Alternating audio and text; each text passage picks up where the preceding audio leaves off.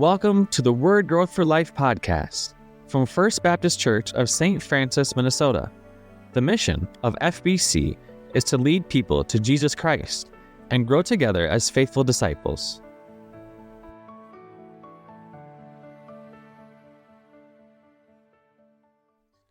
All right, we are back with another episode on the Word Growth for Life podcast. I'm Levi. I am back in the interview room with a good friend of mine, Mr. Joel Albright, Pastor Joel Albright.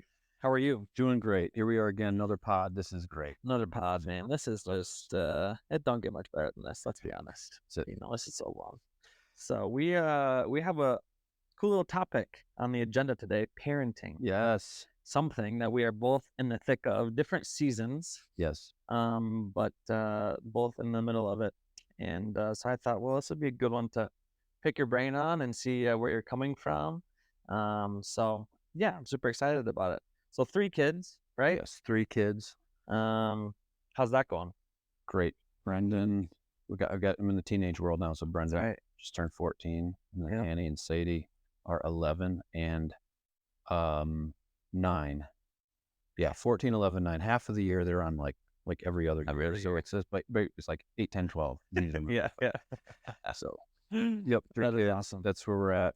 That's And loving it. Love this topic too. Yeah. It's such a rich topic and full of application. Yeah. So yeah, we love were talking about it. We were talking a little bit even before we started the podcast Yeah. about different things that we've come across in our own lives, things that you're dealing with currently, and just how to handle it, because there's a lot of times it's just so hard to know how to handle different situations when you're a parent, trying to explain things to your kids, trying to get them to understand how important it is, or the things that you're going through. And so yeah, it was kind of interesting. I thought it was awesome talking just a little bit beforehand about different topics, and super rich and yeah, super awesome to hear. So with that being said, let's jump right to the Bible and kind of hear, what does the Bible say about parenting? Maybe, how important is parenting in the development of a child's life? Yeah. As far as like thinking through the Bible, if you're like, say, okay, what does the Bible specifically say? There's not a lot that's specifically directed, but you go through the Old Testament, come across Deuteronomy 6 through 7, talking about teaching diligently to the children, loving God. Then we come across Proverbs, and there's a few Proverbs that directly speak about parent-child discipline. I would say there's many Proverbs that talk about principles that should be utilized in the application of what does parenting look like in teaching kids to love God or to keep that before them. And that is, the application of that is so manifold. But then we come to the New Testament. Probably the one that most people think about is, of course, Ephesians 6, 1 through 4. And that's really the most specific instruction. Children, obey your parents. So the instruction is to the children, and then directly to fathers. And what does that relate? So I think a lot of my thoughts and what should be a believer's thoughts, I think the principles are, there's a lot in Ephesians 6, 1 through 4 that like to think through. And then guide what the application of that looks like. Does that make sense? Yep. So what is Ephesians 6 talking about? Well, I think it's like, rather than just say, what does it say? Tell me how to parent from Ephesians 6. I think like remembering the context of what it's talking about is in the application of living the Spirit-filled life. Because earlier in chapter 5, don't be drunk with wine, but be filled with the Spirit. So what is a Spirit-filled life that's under the control of the Spirit of God, submission to the Word of God? What does that look like in application? And hence the rest of Ephesians. So then after it talks about like, what does submission to Christ look like in a life of a believer? It talks about husbands and wives. So the first application that Paul jumps into is marriage. So husband and wives. Then what does he do? We get to the beginning of chapter 6. What does that same submissive, like somebody who's submitted to the Lord, look like in relationships? Not just husband and wives, but then parent-child. And he starts in verse 1. He addresses children. I think it's cool that like like a kid can be like, hey, there's instruction for me of how to submit to the Lord. Right. Well, I need to obey my parents in the Lord. Mhm. Right. So a submitting to Christ looks like submitting to This. parents. Right. Right. Honor thy father and mother, first Mm. commandment, promise. Mhm. And then we get to verse 4, and then it shifts from child to parents, and it interestingly addresses fathers. Hmm. Fathers, don't provoke your children to anger, Hmm. which is a very convicting statement. Right. I think that worthy for us to think about, Yeah. right? And then, but bring them up in the discipline and instruction of the Lord. So that Mm. verse 4, I think, is packed with instruction and principle. So, Mhm. I like look at that and say, okay, so parenting is a spiritual thing. In other words, if I'm going to submit to Christ, Mm. I need to take these verses very seriously. So, Right. like when it says, fathers, don't provoke your children to anger, it's Mm. interesting. Why does Paul give that Yeah, that's interesting. command Right. to fathers? Right. Right. Have you ever thought about that? I've never thought about That's, that. um, so what does that mean to provoke your children? Yeah. Um, and I think it's something that's like, actually, we're very familiar. That's easy to do that. Mhm. It's easy in parenting to provoke kids with like the wrong tone Mhm. or maybe guilting them. Yep. So, like, it's so easy to do that. Like, you didn't do this. You made mom and dad not happy, Yep. or you just Yep. disappointed me, or like Yep. guilting them into. There's so many ways to do that, Yeah. and then we're actually not submitting to Christ in how we parent. We're Right. provoking them, Mm. forcing preferences instead of driving them to principles. All different ways. Right. Um, so I was thinking about that, and the thing is, this is like the negative command. Like the Paul says, like, don't Mm. provoke. So Yeah. there's like a what not to do. Right. Um, and I was thinking that somebody that I listened to online um was kind of talking about this, and they were quoting somebody else. So this isn't original with me, but I was thinking about this. Um, and they said this, like, think about um being really focused on three things Mm. with your relationship with your kids. One is attentiveness, Mm. two is affection, Mm. and third is authority. Mm.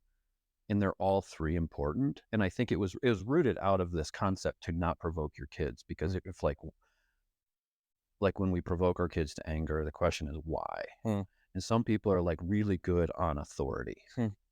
And I can relate to like wanting to be consistent. Hey, I'm the dad. You've Yeah. got to do this. Yeah. And then maybe it doesn't go well. Mhm. And so if you're like really high on authority, Yeah. but you're low on attentiveness or affection, Mm. it's probably your parenting is going to result in provoking your kids. Mhm. But if you can be a really high, and this is where I think parenting can be like hard but awesome, Mhm. to be really committed to attentiveness to your kids, affection to your Mm. kids, it frees you up to have the authority to say, okay, don't do this or do Mm. this. And I just thought that was a good way of thinking about it, with the goal not to be a perfect parent Right. or the goal to just have this perfect system, but the goal to obey this command. I have to take this serious to not Mhm. provoke my kid. Right. Um, so then I think about times when I'm like, uh, out of laziness or selfishness, Yeah. like, hey, your disobedience is interrupting my day, so just do this. Right. Right. And then take a step back and say, well, maybe my priorities are out of line. Mm. Am I really committed to a relationship with this child, to Mm. get to their heart, to spend time with them, to let them know that I love them and God loves them, Mm. like the development of all that. Yeah. Um, so anyway, just Yeah. I was thinking about that. Yeah. It's Don't interesting. provoke Do you your think kids. there is there a reason Hmm. in Ephesians that Paul talks about husband and wives first Mhm. and then children second almost? Yeah, interesting. I don't talk about the order of that, because then he goes on after that and he talks about slaves masters, so like Mm. almost like the work relationships. Yeah. So that's third in his sequence of Sequence of application of relationships sure. to live it out. Mm. Um, but starts with husband and wife, and I maybe there is something to that order Mm. too. Mm. That Interesting. having your relationship with your spouse first and foremost, Mm. Most important. most important, because the heart of the command is still the same. It's Right. I I'm a husband to my wife should be the same motive as I'm a dad to my kid. It's submission to Christ. Right. Right. And I should husband in a way that reflects Christ in the church. And I should parent in a way Yeah. that is unto the Lord. Yeah. And that's the beauty of like the spirit-filled life. Right. Because it's like the same way that I'm an employee or an employer, Yeah. or the way that I relate to another church member in submission to one another. Yeah. Never changes. It's all about living the spirit-filled life Right. out of what Christ has done for me, which is where even I think our motive should be with parenting. Yeah. Because it's so easy. I've grown up with just like having to deal with like, I think we all do, Yep. wanting to parent out of this like externals. Like I want my kid to look the right way on the outside. Yeah. And if I can produce this perfect product that does exactly what I tell them to do or her to do, right, and they have everything going on the outside, that's actually legalistic. And it's like, it can be, it's such a weighty, unnecessary burdensome way to parent. Absolutely. So how do you get to that place where you're not shackled by the legalism of externalism, and you can just like have this freedom to parent out of a love for Christ and apply all the principles that are there? And I think that's what we're talking about today. Exactly. So I mean, that's why I love this topic. And I like, the more that I'm a parent, the more I realize like how much we need Christ. Like we do not have this thing figured out, but it is a process, and God's given us everything we need. Yeah. You talked a little bit earlier about being attentive, and what comes to my mind is almost like just being present, with my kids. Yes. 'Cause I think so many times I'm not present. And how can that happen? Maybe not just for you, but in general. Yeah, right. I think phones. I think phones. Who doesn't struggle with that? And sadly, that is just where our world is at. And I think it's twofold, right? Because with my business, selling Stitch Golf gear, I'm on my phone because I do my emails on my phone. I make the phone calls on my phone. I do the texts on my phone, and that's how I, create an atmosphere to make money for my family, right? And my wife is the same. She does a lot of her stuff on the computer. But when that stuff bubbles over into after work hours, and before work hours, or even, just me and my wife both work from home. And so when our kids just constantly see it on that, how dangerous that is. It just takes our attentiveness away from our kids, basically telling them you're not important enough to me right now. And as little as they are, they understand that. They're going to get that, right? How dangerous that can be. That's absolutely. I think that's such a temptation for like so many people. Yeah. Right. And it's so easy to have like, little escapes or like, and then, and then you do have those tender moments where you're like, I just saw my kid walk up to me and want to show affection to me. And I'm like, no, I'm busy. I'm busy and maybe doing something important or maybe not. Right. And oh, did that? Yeah. Is that the kind of building block that I want to have with my kids? And it's like a revelation of where the priorities are at. Exactly right. It's a revelation of where the priorities are at. Like when you see your kid come up to you and walk up to you and ask for your attention, I hope that my kids, they do that. I wish that they never would. Because if they do ask me, that just tells me that my priorities probably aren't in the right place. My kids, my wife, relationship with my God first, relationship with my wife second, my kids third, and then obviously work after that. So I hope that, as my kids get older and older, I want to be more and more attentive. I want to be more and more present with them. And what's the age stage of your kids right now? Like you got, you're like 4, 2, and 4, 2 months. So they're at that like, I've thought too, like every stage has its own awesomeness. Is that the word? Blessing. That it's like there's things that you don't get back from that stage as much as there's things that are like diapers and all that. Like and you hear things, but yet there are so sweet things about that young age that like you can just pour into that while you have that stage, and you get another fun stage coming after that. And we were at Target just a couple of days ago, and just a random lady came up to us and she just said, "You're gonna miss that stage." Both my kids are probably crying and wanting toys or whatever it was, but here she was telling me, that at some point in my life, I'm gonna miss this stage of my kids being in the cart, wanting So toys, crying. that's so true. And yeah, she's probably right. Um, But um, moving on yep, from that, we talked a little bit about you have 3 kids of your yep, own. We yep, talked about parenting, maybe what that even looks like on a yep. daily schedule for us, especially as men. Hmm. With your kids, do you parent them the same, or is each child different? They're all exactly the same. They're all perfect human beings. They're all exactly the same. No personality differences. And it's just a perfect little system, little structure. You just apply it all. 3 little Pastor Joels running around. Oh man. Great. Oh man. It's like if you have 2 kids, you think like, hey, there's the 2 ways Yeah. of like Yeah. there's this This way. personality and this. And then you have a third kid, and you're like, wait, there's a third? Where did you come from? There's a third way? It is we just have 3. So I'm guessing if you have a fourth, there's probably a fourth. Like, wait, what? What's going on? Yeah, yeah, yeah. Oh, that is so true. And they are so different. The thing is, like, I think God gives the grace to where you don't have to have all that figured out right at once. Like Yeah. when they're an infant, Mm. you don't have to like figure out what it's going to be like when they're 10. Yeah. But God gives you the grace stage by stage. But Mm. the older they get, the more you're aware of the differences that they have in personality and makeup and giftedness. Yeah. And so that means the adaptation or the application Mm. of the principles might look a little bit different for Sure. each kid. Yeah. And just constantly coming back and reevaluating with your spouse. Like, Okay, what is this going to look like with this kid versus this kid? Because they're going to respond a lot differently to right. this kind of whatever correction or Mm-hmm. their emotional makeup, or one might be like very sensitive Sure. in their conscience, Yeah. and one might be like appear to not be, Mm-hmm. or Yeah. one might be very like externally emotional. Might be like very internally emotional, Sure. and so like just constantly learning that Yeah. is like critical to the application, I think. Hmm. And it's kind of a fun process. Yeah, As yeah, you see right, kids get right. older, and you're like, oh wow, this is see a little bit of them in you, or Yeah. and or whatever, and Yeah. you and them, I suppose. Yeah. And all that. Yeah, that makes sense. What about some of the greatest joys of being a parent, especially for you in your own Yeah. personal life? I think like a little bit what we talked about a little bit earlier. Like I just think, and like the joys that come with each stage are so awesome to me. Knowing that you've got this time to do what only you can do in that what makes up that stage of kids getting older, Mm-hmm. and then enjoying the next. Like one of the things that like we've done, this cheesy little thing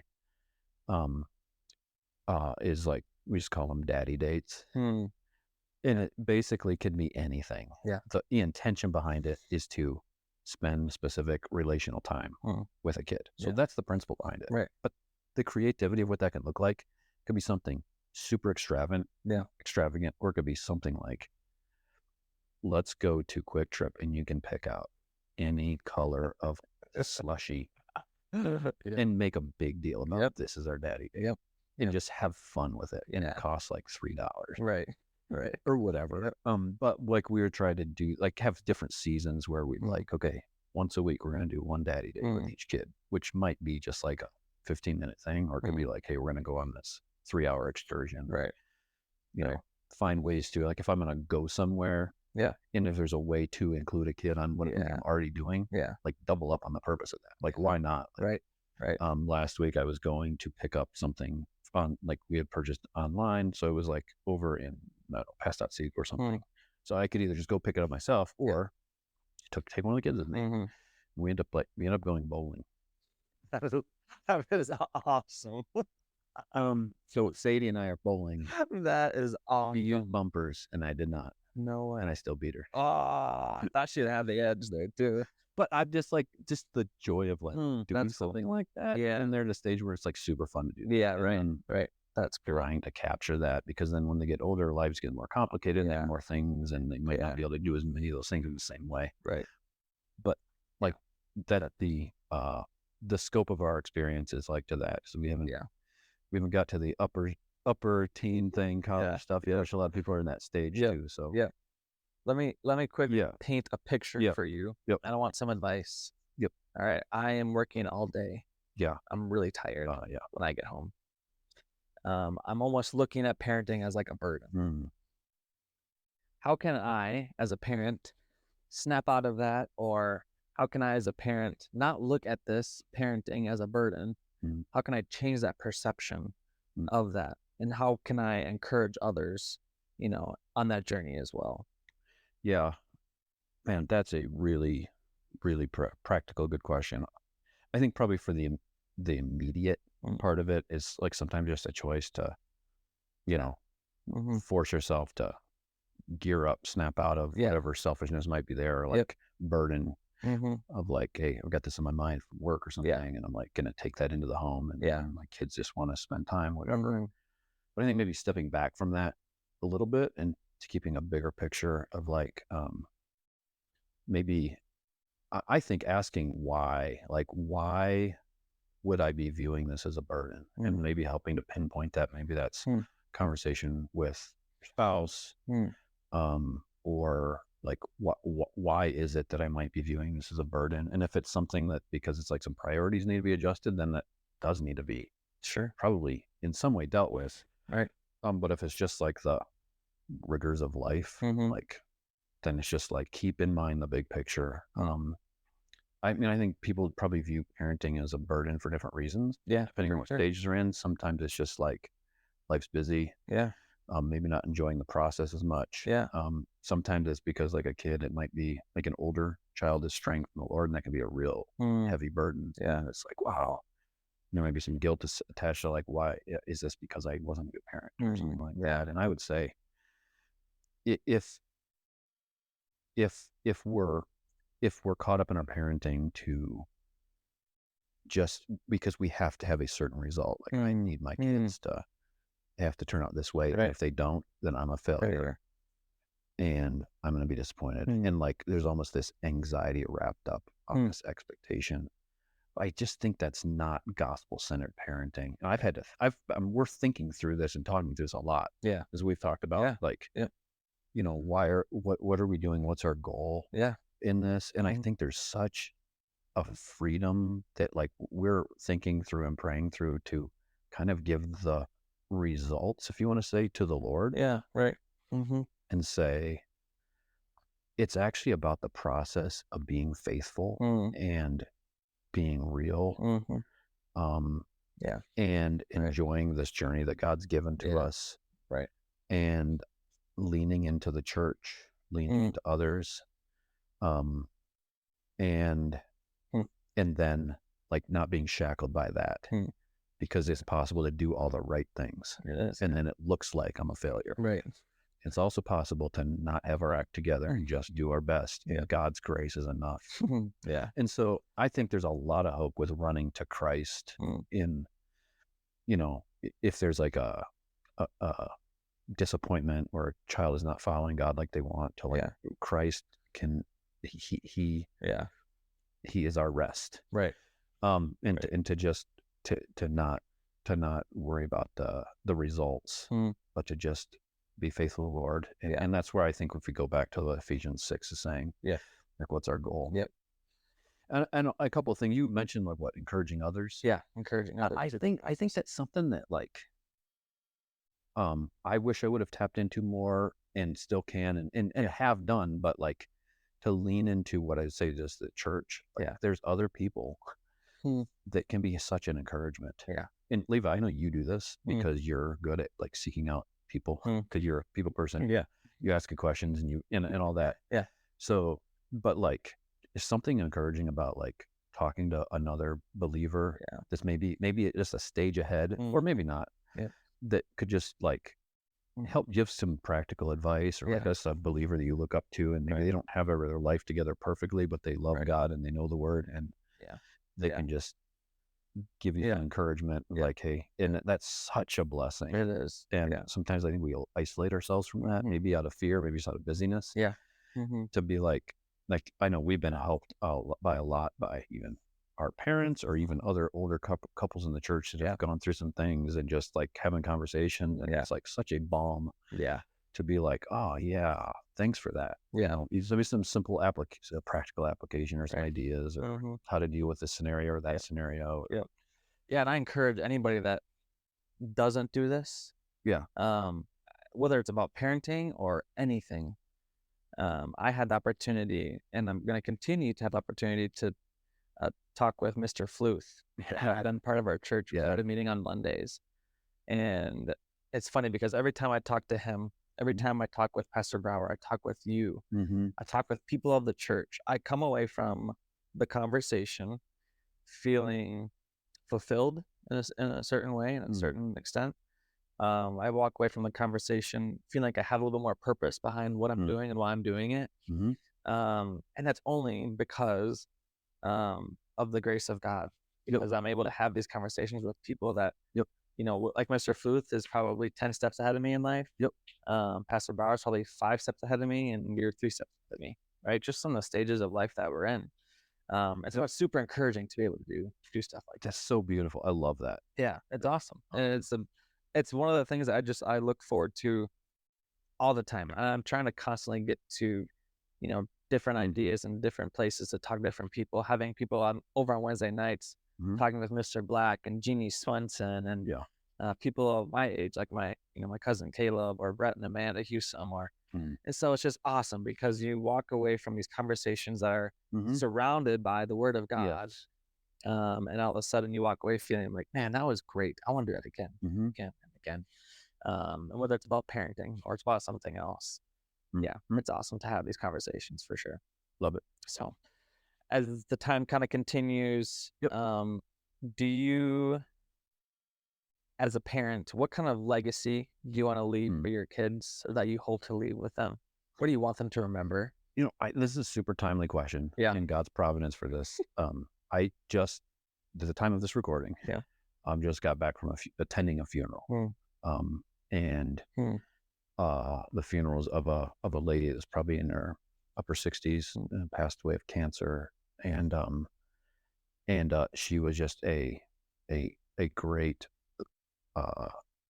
believer that left a legacy to her children and grandchildren by her faithful love for God and the things that she was just committed to. And just to sit there at the funeral, I was thinking, okay, so like we all do when we go to funerals, hopefully we all think those types of things. So what's my funeral going to look like? Is it? And so I think as simple as, to go back to what Deuteronomy 6 talks about, 6 and 7, that working through all of the things that I may be tempted to want to give my pursuits to, whether it's accomplishments or this or that, or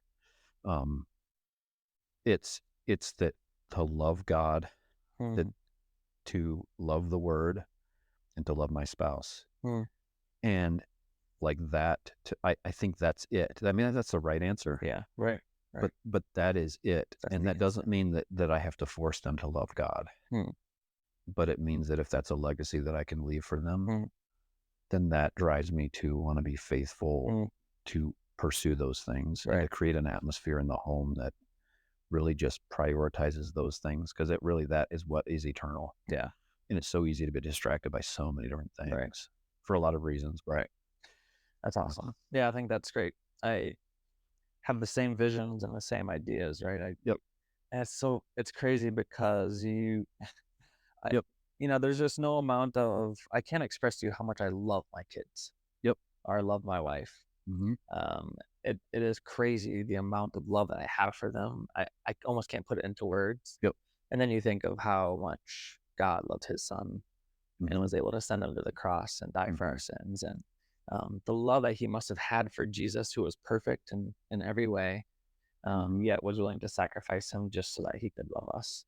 All the more. It's an astounding idea. But what a great legacy, to leave. And so I think that was a perfect note to end on. I think that was great. The legacy that you want to leave with your kids, and hopefully from generation to generation, it continues to go. So that was great, brother. I appreciate you coming on the podcast once again. We'll be doing a lot more of these, and I'm excited to see what we have in the future. So thanks again. Thanks for listening to the Word Growth for Life podcast from FBC St. Francis. Our mission at First Baptist Church is to lead people to Jesus Christ and grow together as faithful disciples. Since 1864, the congregation of First Baptist Church has sought to glorify God through a living out of the gospel of Jesus Christ. Living the gospel is possible only through God's grace and is begun by faith alone in Christ alone. Find out more at our website, www.fbcstfrancis.com.